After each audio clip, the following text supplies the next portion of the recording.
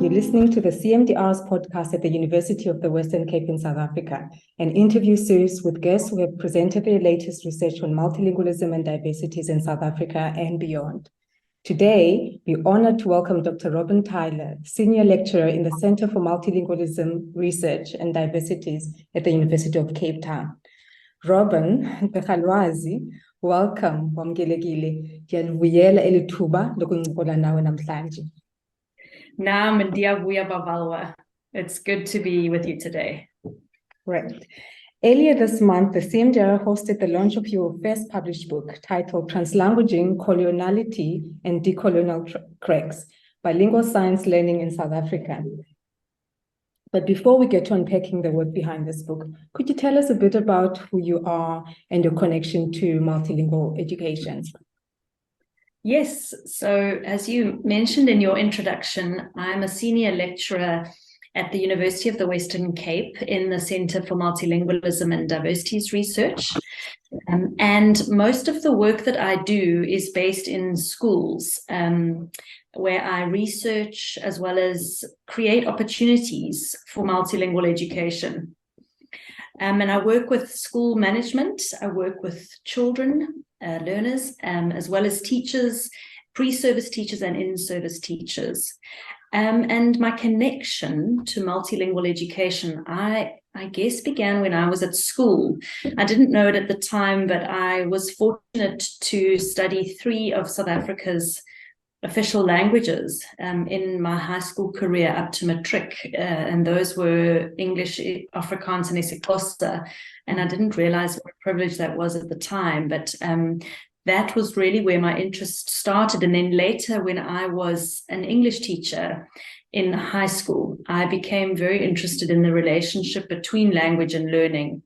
And I started my postgraduate study after that and focused on multilingual education. Sure. That's amazing. With having been exposed to 3 languages through schooling, would you say, I'm just curious to know about your own identity. Have you always seen yourself as a multilingual? That is actually an interesting question. Because I think so much of the work we do in multilingual education is around advocacy for being a bilingual, for being a multilingual. And really those of us, and including yourself, Babalwayashe, who work in this field, constantly do the work of positioning South Africans, children, adults, all of us as multilinguals. And I don't think I saw myself as multilingual at all, actually, until I started to do some more academic reading and research in this area. I really had a strong identity as a monolingual English person, as many white South Africans do, English-speaking white South Africans. And more recently, I was so happy to come up with a very informal phrase for being a multilingual person, which is a mixed masala. And so now that's the identity that I like to embrace. Sure. Okay, so let's go back to the title of your book, or rather the research that you did. And I see that South African children are at the core of the research that you do in language and in education. Could you share some insight about your research and maybe the goal that you had in mind in deciding to publish this work in this form? And just to a bit of an additional question, if you could maybe just indulge us, who was your intended reader? Who is this book for? Okay. Well, the book is based on my PhD study that I completed the fieldwork component in 2016, and I graduated in 2019. And my case study for my PhD was based within a grade 9 class in a high school in Cape Town. In the book, it's called Success High. And it was a school catering to isiXhosa English bilingual children. And so my case study really followed the children for 9 months. I spent 9 months in the school, and I was fortunate enough to do some teaching and learning work, actually. So I joined the main class as a learner, as a student of science with the grade 9s. And then I was able to do some teaching in the study group that we set up, which was a voluntary space where we came together, the grade 9s who were interested, and me, and we studied the curriculum that we were covering in class, engaging in different kinds of activities. So it was a very hands-on PhD study, and you as an ethnographer also know what that's like. A lot of data to process and a lot of emotional labor, I think, to take care of relationships with numbers of different people, and immersing yourself in a research site, which in my case was very different from the middle class suburb of Cape Town that I lived in and still live in. So the dynamics of moving between those two worlds also had to be negotiated. So it was a wonderful privilege doing the field work, and then obviously writing up into a thesis. And then I got an opportunity to propose a book for a series with my publisher. And that was an exciting process, because turning a thesis into a book is quite an experience. It's a very different text. And there's the whole commercial aspect of publishing, which you suddenly dip your toe in, and you realize that actually somebody might read this work. When you're doing your PhD, you have no illusions that anybody will read it. You think maybe your supervisor and your examiners will read it, and if you publish any articles, they will. But this was a real opportunity to think, this is going to be an object in the world. It's going to be an artifact that people can pick up and can look through and can read. And it was exciting. And so there was an opportunity also to do more or to do something different that I did in my thesis. So I was getting quite fascinated by decoloniality, fascinated and intimidated. And I decided to see if I could make connections between what was happening at the real fine-grained level in my study to these big ideas of coloniality and decoloniality. So it took me a while to reorientate, because they weren't concepts that I used in my thesis, but there was a hunger in the market. The publishers were very keen on this idea of decoloniality and language learning and science learning in South Africa. So they were very encouraging, and I rewrote, I suppose, my work, and I used my data in new ways in order to do that. And you asked about the readership, I suppose. Primarily, I was thinking about academics, and very keen to bring the South African context to an international audience. But I think also I was very keen that teachers would read the book. And I've been very happy to see a number of teachers buying a copy or being gifted a copy of the book, because I really want South African teachers to read it as well. Sure. Enkosi, Robyn, so zinto ezimbini uthethe ngazo, you spoke about your own identity, talking about uba mixed masala. I want to follow up a little bit on that. Ubase classini, being in that grade 9 class where you did your research so many years ago, ubabone abantwana bethetha in the way that they did. So incwadi yakho ithetha nge-translanguaging and ithetha nge-decolonial cracks.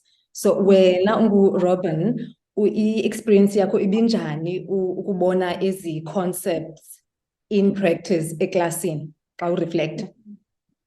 Okay, yeah, nzakubenjalo. It was so fascinating. Ababantwana in the class kept telling me that they were learning science in English. Notichala Kazi, she also said, I teach in English.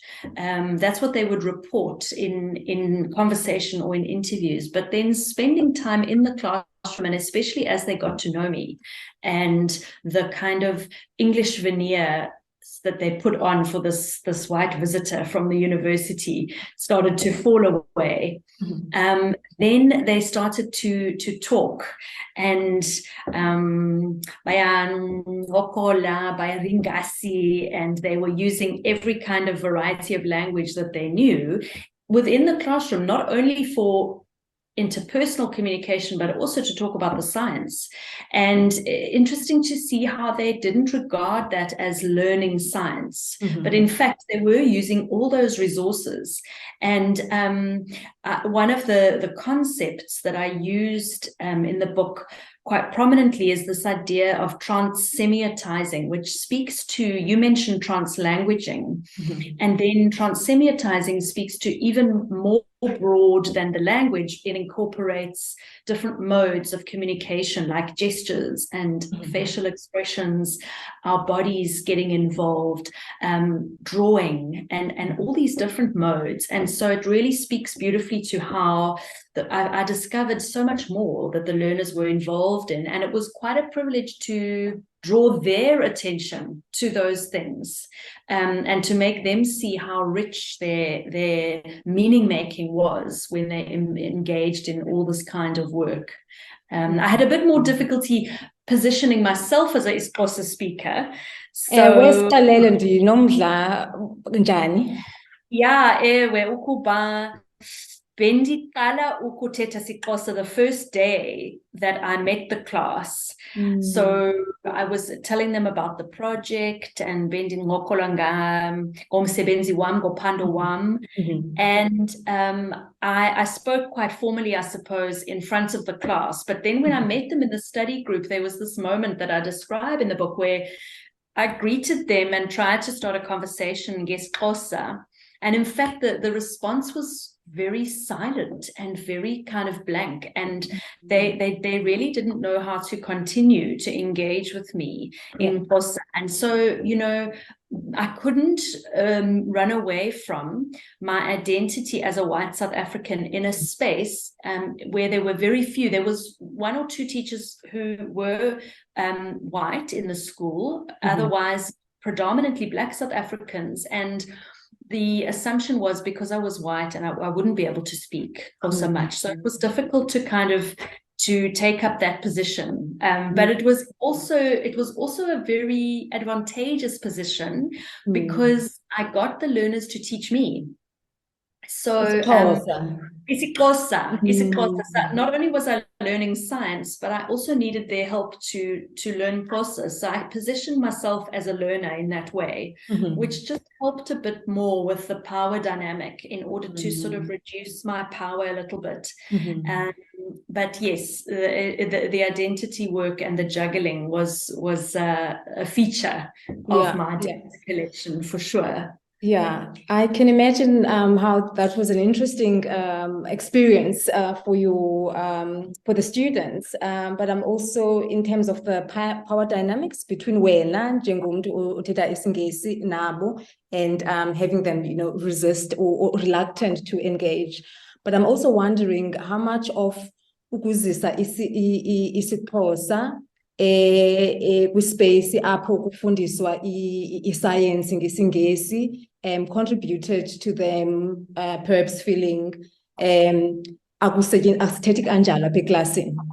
Can you maybe reflect on that a bit? Yeah, absolutely. So there was a lot of resistance from abafundi, from the learners themselves, to including isiXhosa, particularly in written form. So bayakwazi ukuncokola kakuhle eklasini isiXhosa okanye ngesiNgingqi, but when it came to writing something, especially something academic, there was a huge resistance, which comes from the fact that when they started science in grade 4, sort of 5 years previously, they had to switch to using English in their learning, and all their materials are in English. So they hadn't had experience of writing science in isiXhosa.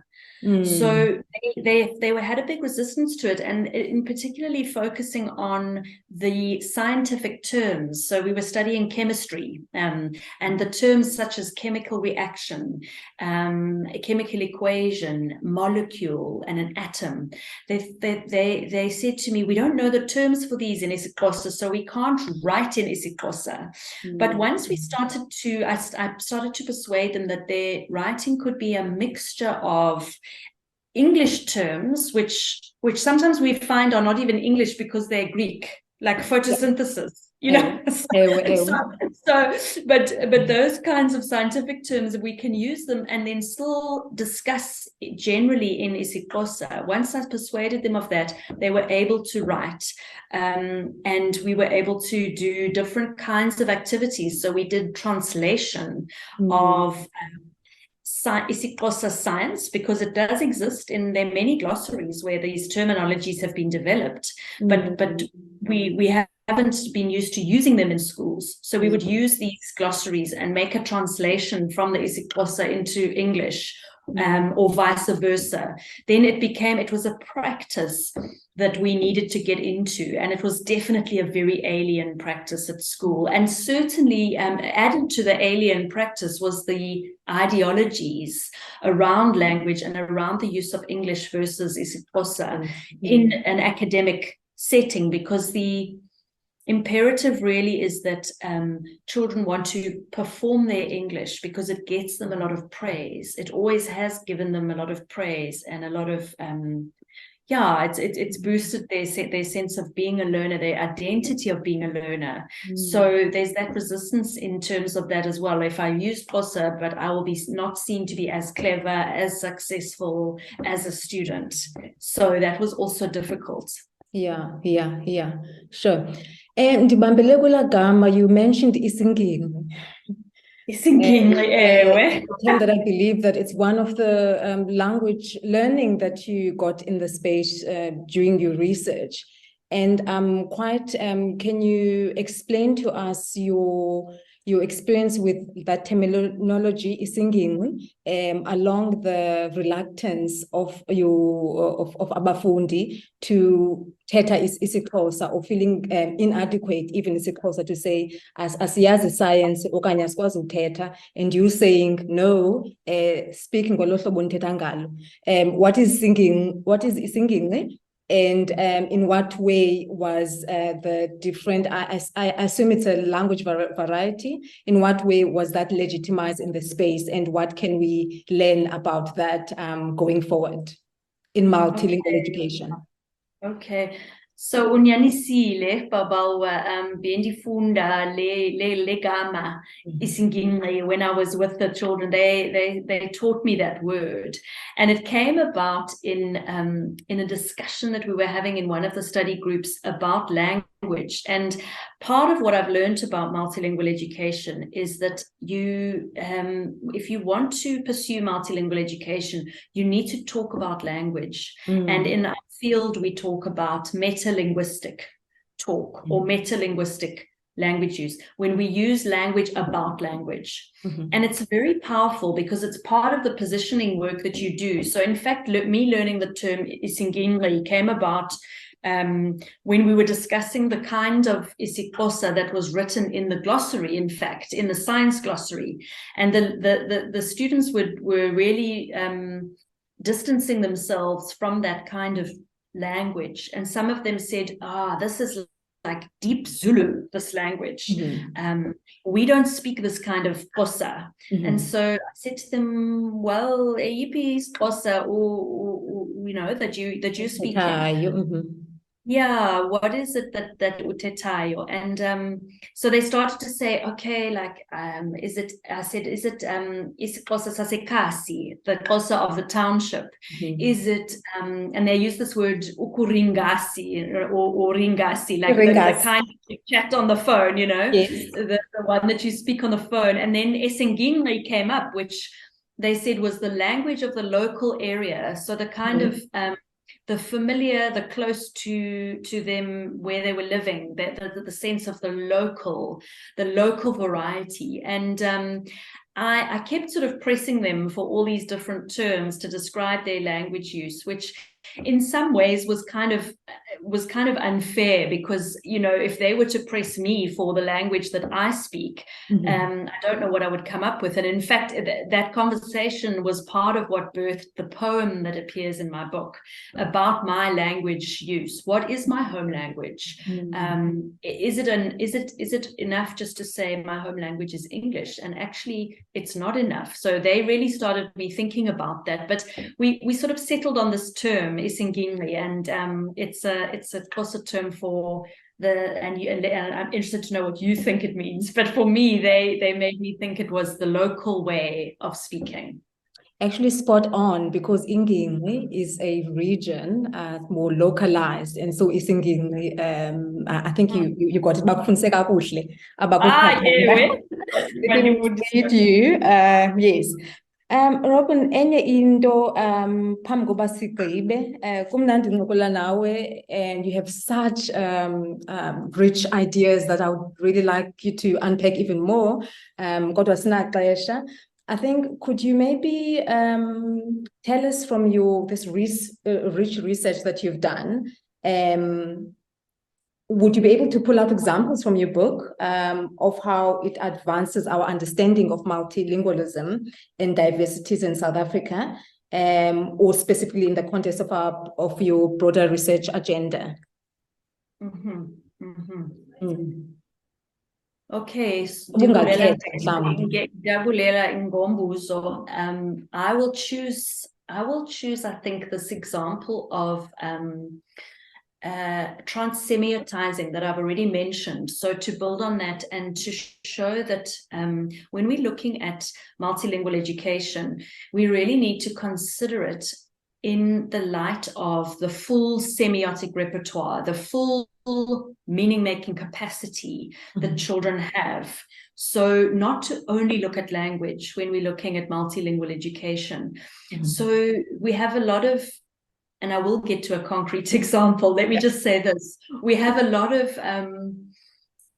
different arguments in academia and in our political world about mother tongue education, for example, and this kind of absolute obsession with thinking about the particular language that children need to learn in, when in fact it's about so much more than language. So this example that I want to use is when I asked learners in the study group to create a drawing, a diagram of a chemical reaction, and to write about it in isiXhosa. And they did go through all the kinds of resistance that I've spoken about. But it was just amazing to see how they were able to engage in a rich way with that, in a different way to the way they were engaging with the textbook exercises in class. Now, the textbook is monolingual English. It's the same textbook that every South African child in grade 9 uses to learn science. Although we have a huge diversity of children, linguistically, culturally, they all use the same textbook. And to see the learners, the students, come alive when they were drawing and when they were using their familiar language resources, they were able to engage in a very different way, which shows how transsemiotising and the use of different linguistic resources unlocks a different kind of identity for learners. They're able to become a more authentic learner, because if they're limited very strictly to a certain kind of English and to the written form, without drawing or without gesturing, for example, they find that they are engaging in quite an alien identity, which they don't, so they're not bridging what they are and what they want to be as a scientist, as an academic. But when they're engaging in these different modes, you see them sort of grappling and being more at home within the subject of science. And often what happens, we see from research about science, is that children drop out of the sciences, and because they feel like it's not for me. And so to see the children in that activity, but others as well, coming alive, and being able to engage and developing different kinds of identities, more complex kinds of identities, makes me feel hopeful that they'd be able to engage longer in the subject.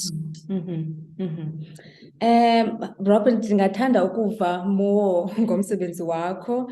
Ndicinga uba funeka sibe no part 2. Kodwa basehlukane, I think we can both agree uba indlela ahead isende. We still have a long way with lo msebenzi. and there's more that you still wanting to do. So maybe in that light, could you tell us what you're working on currently, research-wise, and what you're teaching this semester and the next? Mm-hmm. Akonaki, I can do that just to finish off today. So I'm very excited about my research project that I'm heading up at the moment called the Bilingual Learning Materials Project. Mm-hmm. It's one of two projects I'm involved in that are in the data collection stage. So I'm spending a lot of time in schools, but this particular one is looking at grade 4, the intermediate phase, which is quite under-researched actually in general in education. And we've created, in fact, you've been integral to the creation of the Isaansi Yetu materials, which are isiXhosa English bilingual materials, the first ones being used in schools. And we are following in our research the uptake of these materials with a class in a school in Khayelitsha, and we're going to start one hopefully very soon in Delft, and that will be in CAPS and English bilingual.